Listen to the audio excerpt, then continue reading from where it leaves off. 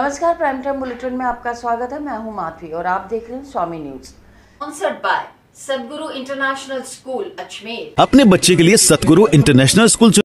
राजस्थान के कृषि एवं किसान कल्याण मंत्री डॉक्टर किरोड़ी लाल मीणा एक बार फिर एक्शन मोड में नजर आए।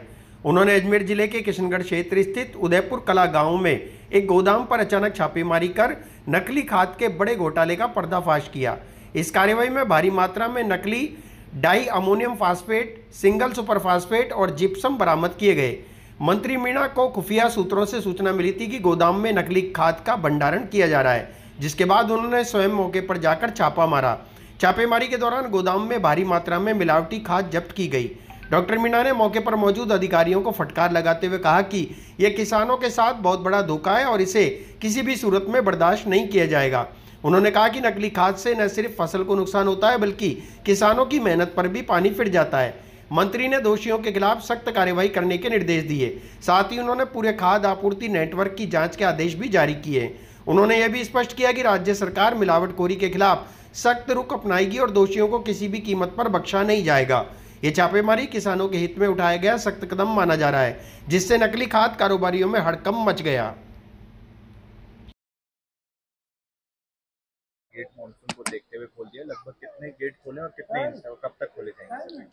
ये जो इसके गेट खोलने के लिए जो सक्षम कमेटी बनी हुई है जिला कलेक्टर महोदय की अध्यक्षता में, उनका निर्देश था कि भाई आज दिनांक को इसके गेट खोले जाने हैं।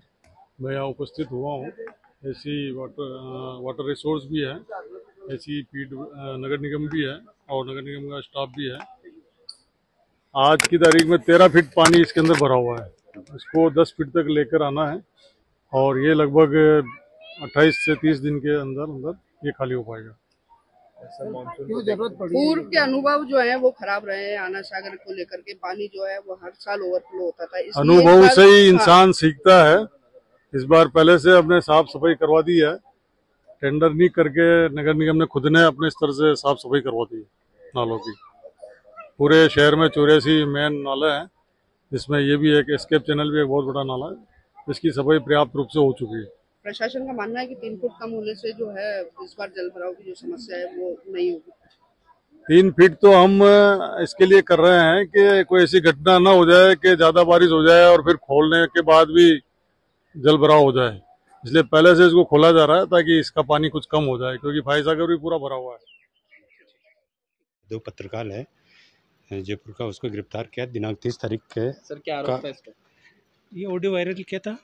क्या रायपुर थाने में तेजपाल सिंह द्वारा उसी के ड्राइवर के साथ जो जेसीबी से लटका करके मारपीट की थी, उस वीडियो को इसने वायरल किया। उस ऑडियो की मांग की इसने 5 लाख रुपए। उस बार हो गया क्या उसमें? तब अनुसंधान जारी है। क्या नाम है इसका? हेमंत। सर हेमंत यादव। पत्रकार बोलता क्या अपने आपको? हाँ, हम कहाँ का रहने वाला है? जयपुर में कहाँ का?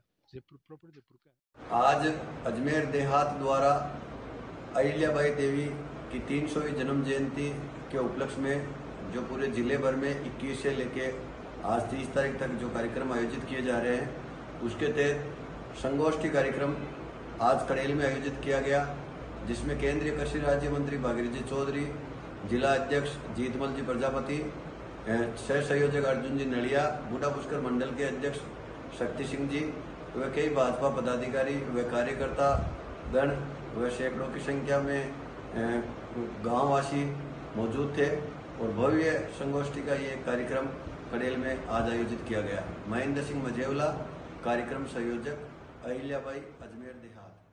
माता जी दोबारा आए हो, कई बार आ चुके हो। हाँ क्या जी। कहना है, किस लिए आए हो?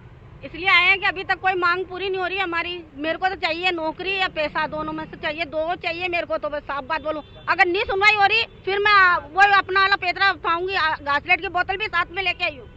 आत्महत्या करके मरूंगी, या तो मेरे को कलेक्टर साहब से मिलने दो। और मैं थक गई मैं, और मैं तो साफ बात बोलूं सीबीआई की मांग कर रही हूँ। मेरे आदमी को जो भी न्याय है मेरा आदमी को करो, या तो मौत करिए मेरा आदमी की सेंट्रल जेल में। वहाँ पे मेरा आदमी अच्छा भला गया, करा क्या इन्होंने? 4 अगस्त का 9 महीने हो गए। 9 महीने से भाग टकरे इधर के इधर, कभी जयपुर कभी इधर क्या लफड़ा है ये इनका। रात को 10 बजे हटा दिया तुमने, गिरते ही तो फोन कर दिया, ऐसे फोन नहीं करा तुमने हटाते ही। गिरने के बाद में तो तुमने फोन करा और हटाया जब तुमने फोन नहीं करा। रिलीव करते जब कागज देते हैं, हमारे को कागज भी नहीं दिया। आपका नाम बताओ। अनीता। क्या मामला है? ये मामला विगत 5 से 9 महीने के बीच में हो चुका है। श्रीमान स्वर्गीय दीपक कुमार जी सिविल सेवा यानी होमगार्ड सेवा में कार्यरत है। विगत 5 से 9 महीने के बीच में उनका देहांत, ड्यूटी इलाज दौरान में उनका देहांत हो चुका था।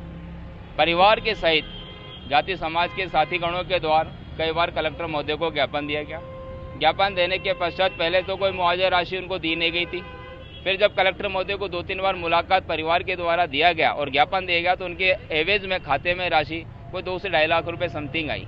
पर ये एवज में इस परिवार का भरण पोषण किसी भी तरीके से पूरा नहीं होता है, क्योंकि जब वो दीपक कुमार जी गुजरे तो उनके बच्चे की आयु 20 से 25 वर्ष की आयु हो चुकी है और उनकी पत्नी की आयु भी 50 वर्ष से बाहर जा चुकी है।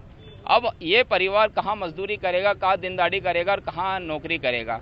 ये परिवार कलेक्टर महोदय के पास, मुख्यमंत्री महोदय के पास अपने नियुक्ति के लिए, नौकरी के लिए, फंड के लिए, पैसे के लिए, सहायता के लिए सरकार से मांग कर रही है। आज भी मांग करने के लिए आई है कि उनकी जगह पे आप चाहे संविदा पे ही नौकरी उनकी पत्नी को, उनके बेटे को, किसी घर के एक व्यक्ति को नौकरी दी जाए और सरकारें हर गरीब परिवार की, दलित वर्ग की, पिछड़े वर्ग की सहायता करती है। तो इस परिवार की सहायता रेशु आती सरकार अपने मौके मुआयने और मुआवजे के तौर पे इस परिवार का ध्यान रखते हुए इसको मुआवजे के तौर पे बड़ी राशि देकर इस परिवार की सहायता करी। नाम बताएं। राजेश कुमार बोयत साथ में हमारे साथ में पधारे।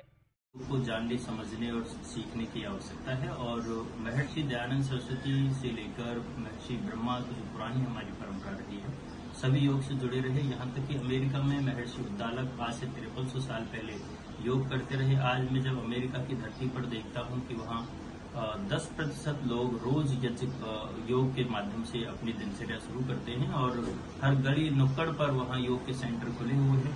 उन सबको ध्यान में रखकर कि जब सारी दुनिया योग सीख रही है तो भारतीय लोगों को भी इसको अपनाने की आवश्यकता है।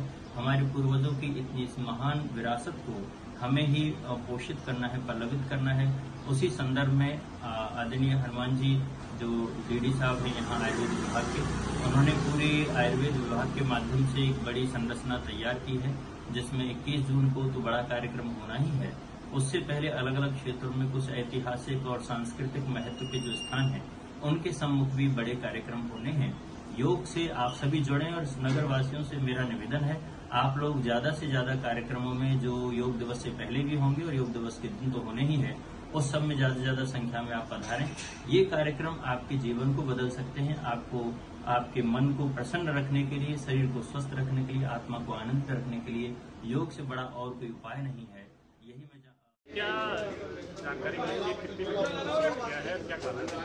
नगर निगम द्वारा जो भी अवैध बिल्डिंगें हैं ये परकोटा एरिया में, इनका सघन सर्वे किया जा रहा है। आज लगभग 5 बिल्डिंगें हैं उनको सीज किया जा रहा है। जो अवैध रूप से गेस्ट हाउस निर्मित थे उन पे कार्रवाई की गई है। इनमें सभी में स्वीकृति के विपरीत निर्माण था और व्यावसायिक उपयोग लिया जा रहा था इनको, आवासीय नक्शे के विपरीत। उस पर अब निरंतर कार्रवाई करेंगे और सभी को नोटिस वगैरह जारी कर रहे हैं नगर निगम। लगभग 580 बिल्डिंगें चिन्हित की है जिन पे आगामी कुछ ही दिवस में कार्रवाई की जाएगी।